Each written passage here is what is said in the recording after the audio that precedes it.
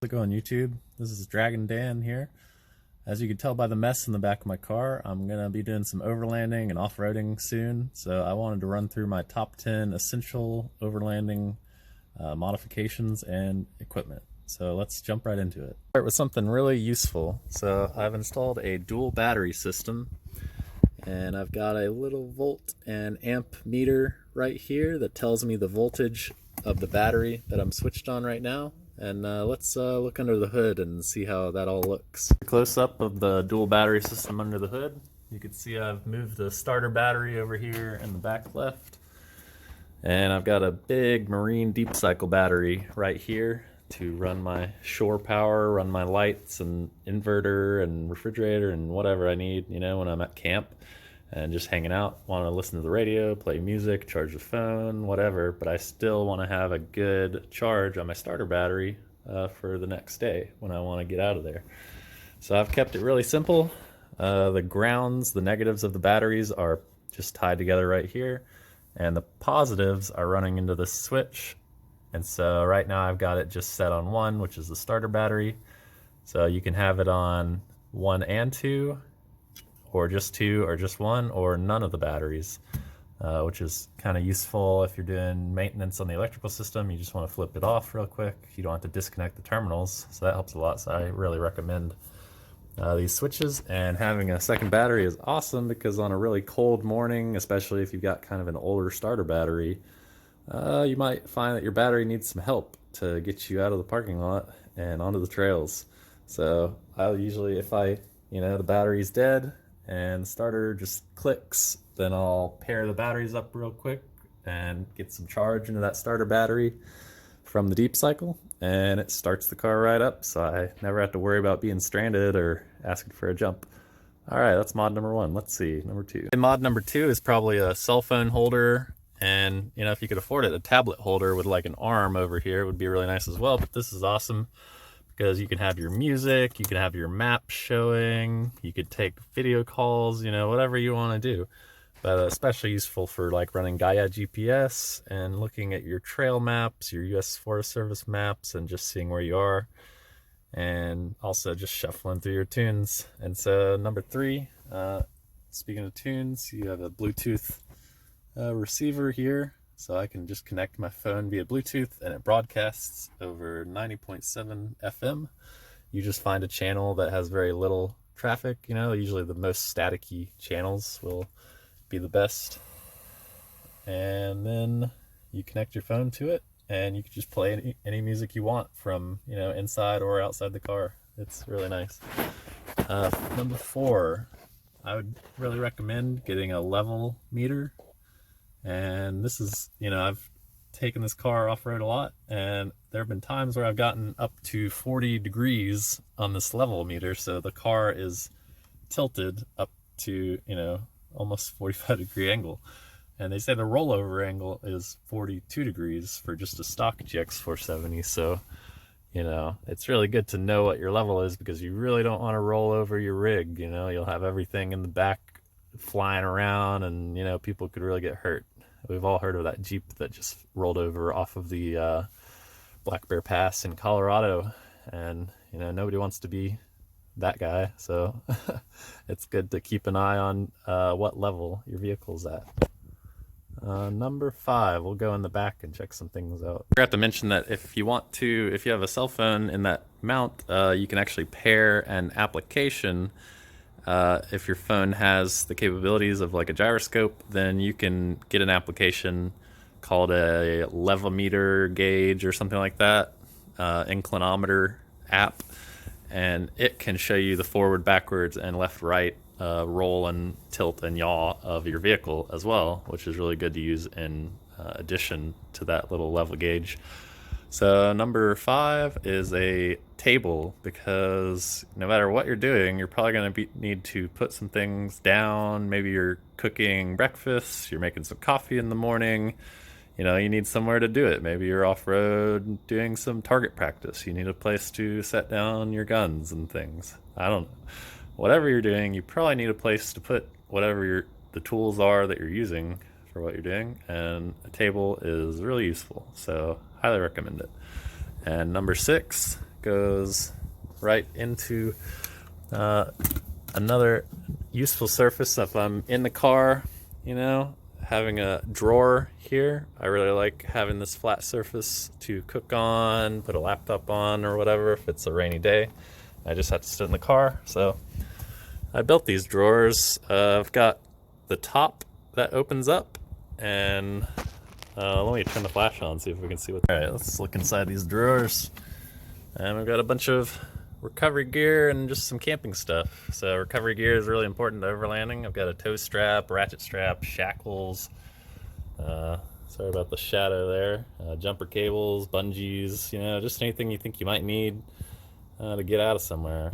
I'd really love to have a winch, but my friend has one, so I don't have to buy one because we always off-road together.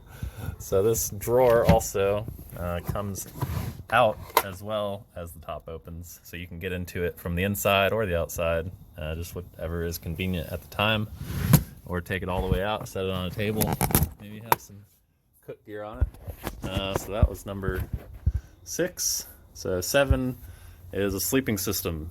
So in my car, I've got 2 3-foot by 2-foot foam mattresses. They're like a medium density foam, and I just wrapped them in a couch cover kind of thing, like a stretchy couch cover for couch cushions, and then pillows, blankets, sleeping bag. You know, that's all really important to staying warm. A lot of people get rooftop tents, but I like sleeping in my car personally because you just get a lot more protection from grizzly bears and mountain lions and, you know, who knows what else, bugs and all that. So speaking of camping, I'll just include this, well, over there's some nets that fit over these windows, so they're like a mosquito net fabric, so you can almost make your car into a tent while keeping the mosquitoes and spiders and all that outside of the car while you're sleeping. Number 8, really excited about this one. I just got this in. There's a 5-gallon gas tank, which makes up for all the range that you lose by getting the big tires and the lift. So, you know, I've probably lost 100 miles of range, so now I carry an extra 5 gallons of gas with me on road trips so that I can, you know, make about 400 miles a trip. So that helps a lot. And if you run into somebody on the trail who's low on gas, you know, I've actually run into a 4x4 that was stuck on the side of a hill because they were low on gas. The fuel pump couldn't draw fuel because they were at such a crazy angle on this hill. So, you know, it's just a good thing to have around because everybody needs gas, you know, to get where they're going. So maybe help out a friend, maybe get yourself, you know, a little further on a road trip. What are we on? Number 9. I would say like tools and things are really important for overlanding. So I've got a lot of wrenches, sockets, torque wrenches, drills, screwdrivers, mallets, crowbars, electrical, multimeter, flashlight, a little plunger for, you know, getting fluids out. Maybe you're changing out your power steering fluid or something. Jumper cables, spare oil, spare coolant, funnel, some spare brake fluid, spare power steering fluid, a rag, a towel. It's nice to have. And I like to have a battery charger too, just in case, you know, I need to charge up the battery at a store or something if something is wrong. It's good to have redundancy in your system so you're never stranded. You always have replacements for things that fail. So number 9. Let's see, what else? I like having these curtains in here since I sleep in here. I've got curtains all the way around covering all the windows, so when you're sleeping in here, people can't see you, which is nice if you're stealth camping, and you can't see the light if you just happen to, you know, have to sleep in a parking lot or whatever. So I made all these curtains just out of a pair of curtains. I kind of cut them and sewed them so that they would fit on these strings that I ran all around the vehicle. So it's just blackout curtains, you know, super nice for getting a good night's sleep in your car. Number 10, give me a second to think about it. Right. Overlanding gear mod number 10. It took me a little setting up and just think about what to pick for the last one.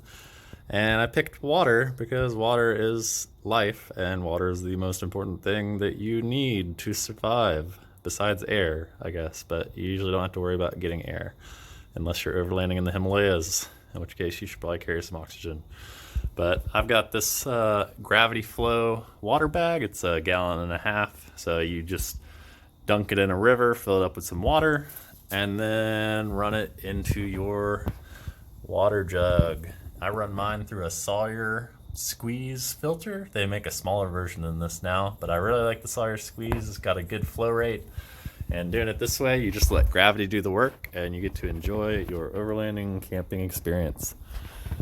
And just to add into that, this is my 6-gallon water tank that I've kind of customized. Put a stainless spigot on the cap. I just had to drill a hole for it. You know, nice little modification, so when you're cooking and things, you have it set up and you just, you know, dispense your water like that. Get as much water as you need. 6 gallons is good for, you know, a person needs about 1 gallon a day, so you do the math. So anyways, I hope this is helpful to you and maybe inspiring and educational, and, you know, get out there and do some overlanding, do some trails, go have some fun. You know, drop a comment down below if you've got any questions, and I'd love to hear from you. So awesome. I'll see you guys next time.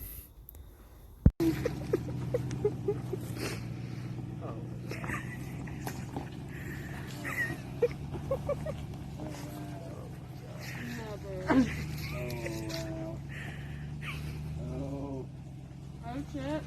Okay. Okay. Oh, he's got it. Oh, he's up Okay. there. Oh, he's up there.